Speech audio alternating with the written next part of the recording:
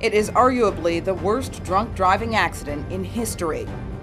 Police say Larry Mahoney's blood alcohol content was nearly 2.5 times the legal limit when his pickup plowed head-on into a church bus.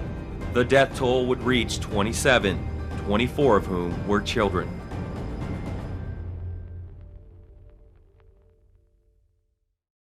An old school bus filled with children from the Radcliffe First Assembly of God Church was returning home from a trip to Kings Island. The driver of a pickup truck, a drunk driver by the name of Larry Mahoney, was going the wrong way on Interstate 71 near Carrollton, Kentucky.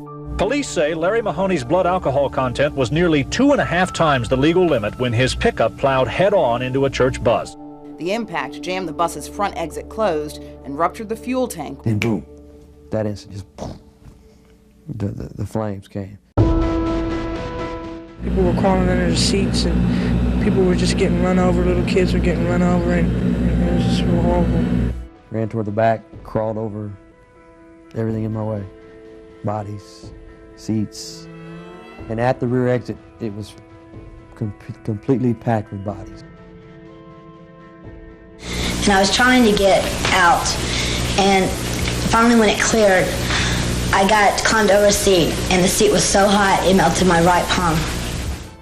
When they pulled me out, I was still on fire. My thought was, I'm the only one who made it. You know, that's a bad feeling. Several people escaped through the back door and windows. Nearly a dozen others suffered burns that will scar them for life. But 27 people died in this bus, 24 children and 3 adults. It is arguably the worst drunk driving accident in history.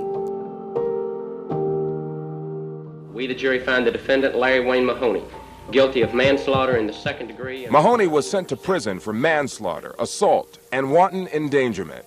Some saw a jail sentence of only 16 years as insufficient for the man responsible for 27 deaths and a lifetime of tragic memories for the victim's family and friends. What happened to us is horrible, and we can't take it away. We can only become bitter, or we can become better. After the Carroll County crash, Larry Fair, Shannon's father, decided changes must be made. Because of my loss, my grief, my experiences, the least that can happen is something to be improved. So he went to Frankfort and for years lobbied to get laws changed. You see, all school buses must meet a set of federal regulations, but states can make the standards stricter as they see fit. The average school bus specification probably contains around 45 to 50 pages.